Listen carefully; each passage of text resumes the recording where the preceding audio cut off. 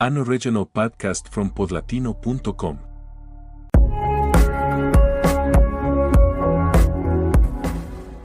You step outside after work, and the sky already has that strange look, dark and heavy, the kind that isn't nighttime, but incoming rain. 5 minutes later, it starts falling. Soft at first, then harder. And before you reach the corner, the water is already running down the sidewalk like a small river. People start rushing. Some open umbrellas that the wind immediately tries to flip inside out. Others just run with no clear destination.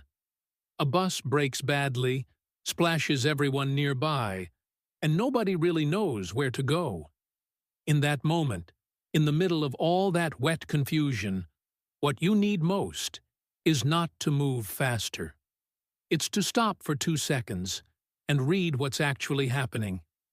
Urban storms don't arrive in any organized way. They can start as normal rain and turn intense within minutes. The water that builds up reshapes the city around you.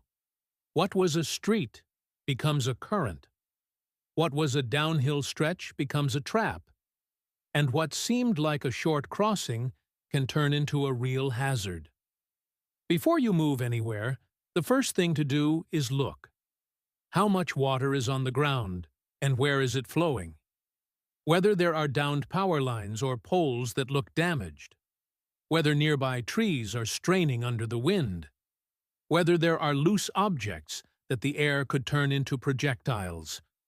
Whether visibility is good enough to cross safely. That quick scan of your surroundings takes less than a minute and can prevent several problems at once. One of the most important decisions during a storm is whether to keep moving or wait it out. And even though it always feels like you need to be somewhere, the right answer is often to stay put. If there's an open shop, a transit station, a supermarket, a pharmacy, or any public building nearby, going inside and waiting for the worst of the rain to pass is a completely valid choice. It's not weakness or wasted time. It's risk management. Most intense urban storms have a limited duration. Waiting 20 minutes can mean the difference between walking in manageable conditions or stepping out into the worst of it. When you do need to keep moving, flooded streets deserve serious attention. Water on the sidewalk or road might look shallow and actually be hiding an open drain, a pothole, a drop, or a slippery surface you can't see. You can never know for certain how deep it is or what the ground underneath looks like. Crossing a flooded street without knowing what's below is an unnecessary risk, especially if the water is moving.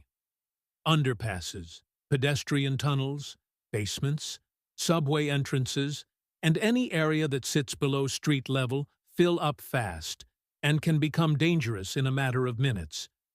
When in doubt, go around, even if it takes longer. Downed power lines are another critical hazard.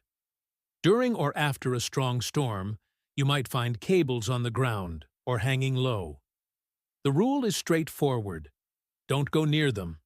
Don't touch them, no matter how inactive they look. A downed line can be live even if it's silent and shows no visible sparks.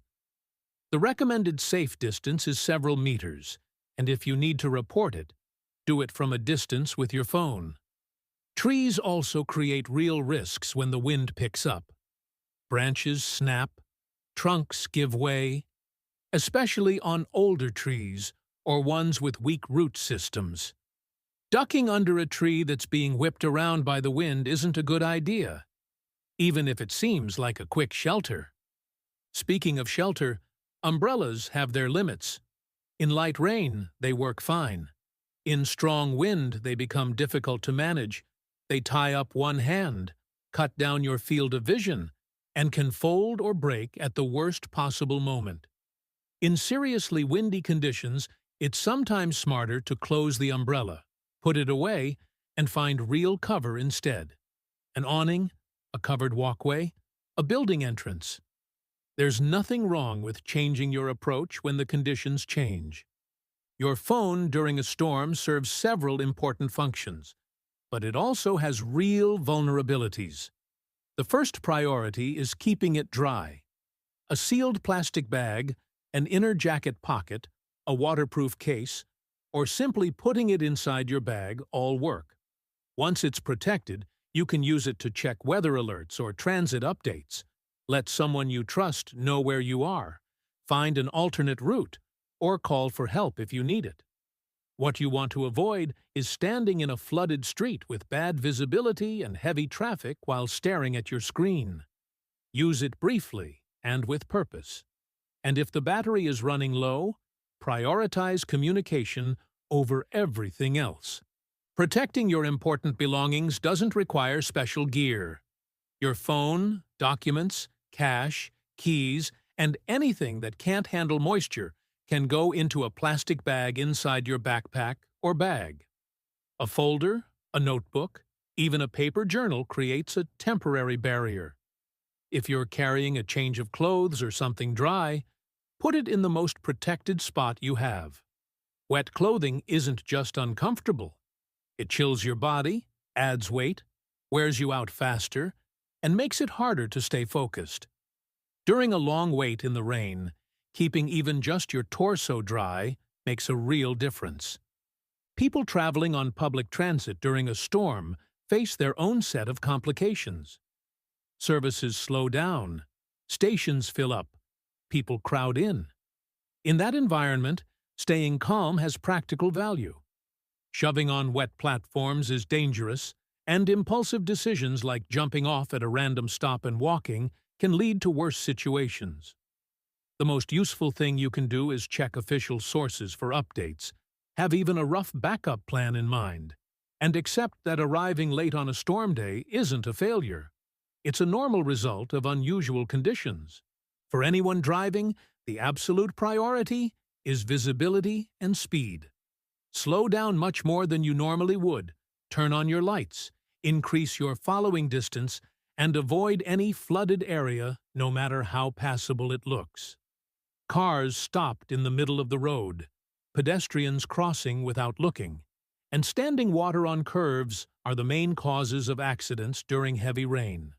If visibility drops to a level where it's genuinely unsafe to continue, the best option is to pull over somewhere safe and wait. If the storm catches you at home, the focus shifts. Check for windows where water might be getting in. Look over the balcony for loose objects the wind could move. Keep an eye on outlets near any leaks. And if your area is prone to power outages, have a flashlight within easy reach before you need it.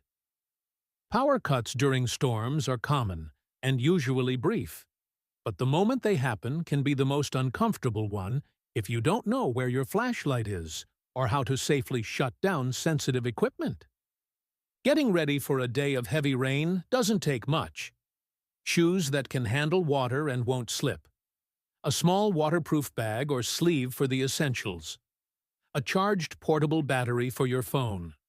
A light jacket or layer that folds up small. A key contacts number written down on paper in case your phone dies. And a rough alternate route thought out in advance for your usual trips. That's it. You don't need a complex survival kit, just a little practical thinking applied to your everyday routine. Weather alerts are genuinely useful, but you have to know how to use them without getting pulled into information anxiety. Checking the forecast before you leave on a day when the sky looks heavy makes sense. Sitting in the middle of a storm refreshing apps with your phone exposed to the rain, unable to move, does not. Information is useful when it helps you make decisions. When it only generates stress without changing anything, it's better to put the phone away and pay attention to what's actually around you. A storm doesn't ask permission and doesn't give you enough warning to prepare perfectly. But it does give signals. The sky shifts, the wind picks up, the water starts collecting. Whoever reads those signs early has a few extra minutes to make better choices. Find shelter before the peak hits. Protect what matters before it gets soaked. Pick a route before traffic falls apart. It's not about anticipating everything or being afraid of the weather. It's about not ignoring what your surroundings are telling you. When the rain is heavy and the city is in chaos, the best tool you have is not urgency. It's attention. Move when moving makes sense. Stop when the environment asks you to. Go around when the direct path is dangerous. Ask for help or change your plans when the situation calls for it. Arriving late or arriving wet is not the worst outcome. Making a bad decision at the wrong moment is. The storm passes. The consequences of acting without thinking can last a little longer.